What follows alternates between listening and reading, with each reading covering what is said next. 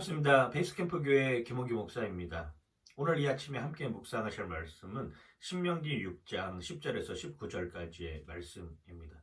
이스라엘 백성들이 이제는 광야의 생활을 청산하고 하나님께서 허락하여 주신 가나안 땅에서 성도 세우고 집도 세우고 자신이 가질 수 있는 여건들을 마련하게 됩니다. 그런데 그때 하나님께서는 모세를 통해서 경고하시는 것이죠. 이스라엘 백성들아, 너희들이 광야에서 생활했던 그때, 애굽에 종살이야 했던 그때를 절대 잊어서는 안 된다라고 하는 것을 알려주고 있는 장면입니다.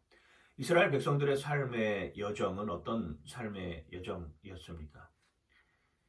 야곱이 애굽으로 내려가서 생활한 지가 벌써 430년이라고 하는 세월이 흘렀습니다. 그 기간 동안 그들은 종의 신분으로 살았던 것이죠. 자신의 정체성을 잊어버릴 수도 있는 상황이었는데 그때마다 기억하게 만드신 하나님, 아브라함의 하나님, 이삭의 하나님, 야곱의 하나님으로 이어지는 그 신앙의 계보는 끊임없이 사람들의 귓가에 징징거렸습니다. 그들이 할 수 있는 것은 아버지가 전해주었던 그 신앙의 유산들이 고스란히 자녀들에게 전달되는 그 쉐마, 이스라엘아 들으라 라고 하는 그 말씀을 통해서 계속 끊임없이 430년 동안 전수되었던 것이죠. 힘든 삶이었습니다.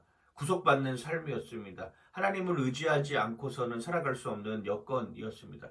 출애굽 이후의 상황도 크게 별반 다르지 않습니다. 오히려 더 힘든 여정이었고 더 어려운 여정이었습니다. 그래서 사람들은 차라리 애굽으로 돌아가자라고 탄원하기도 하였습니다. 그때마다 하나님께서는 만나와 메추라기로 그들에게 끊임없이 제공해 주심으로 말미암아 하나님이 살아계심을 다시 한번 각인시켜 주었습니다. 가나안과의 전투에서도 승리하는 모습들을 보여주시면서 하나님이 너희와 함께하면 어떠한 여건이든지 이겨낼 수 있다라고 하는 그러한 신앙의 메시지를 전하여 주었던 것이죠.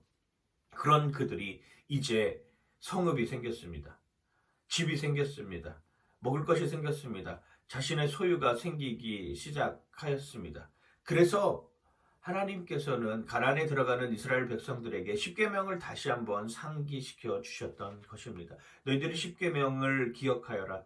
너희들이 가나안 땅에 들어갈지라도 하나님을 사랑하는 것, 그리고 더불어서 이웃을 사랑하는 일에 앞장서야 한다라고 하는 것을 분명하게 알려주셨던 것이죠. 그리고 다시 한번 신앙의 전수를 위해서 온 힘을 다하여라 말씀하였던 것입니다. 왜냐하면 성읍이 생긴다라고 하는 것은, 집이 생긴다라고 하는 것은, 소유가 생긴다라고 하는 것은 무엇입니까? 이제부터는 각자 역량에 따라서 자신이 가지고 있는 것들을 더 많이 누릴 수 있는 여건으로 바뀌었다는 것이죠.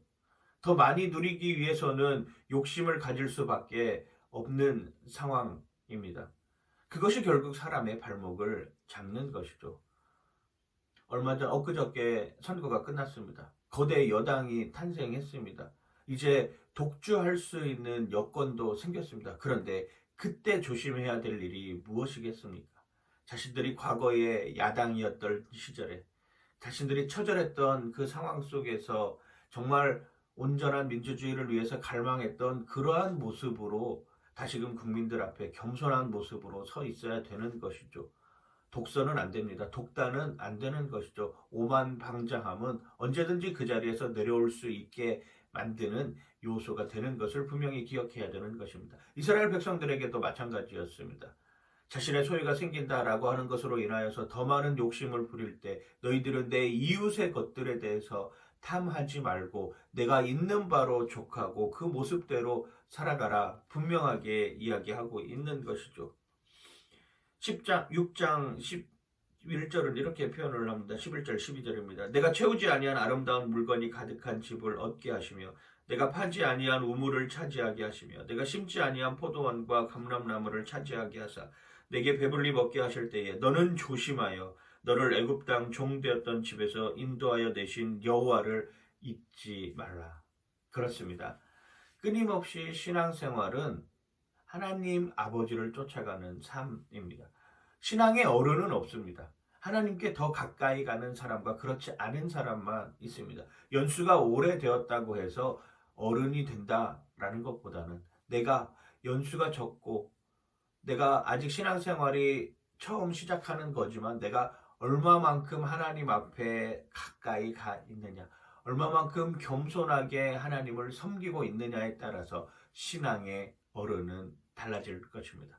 오늘 하루의 삶 가운데서도 내 욕심을 추구하는 삶이 아니라 하나님이 나에게 부어주심으로 말미암아 그러한 것들이 가능함을 기억하고 여러분들의 삶 속에서 신앙의 어린아이와 같은 모습으로 겸손하게 주님 앞에 달려가는 여러분들 되시길 주님의 이름으로 간절히 축원하고 축복합니다. 파이팅!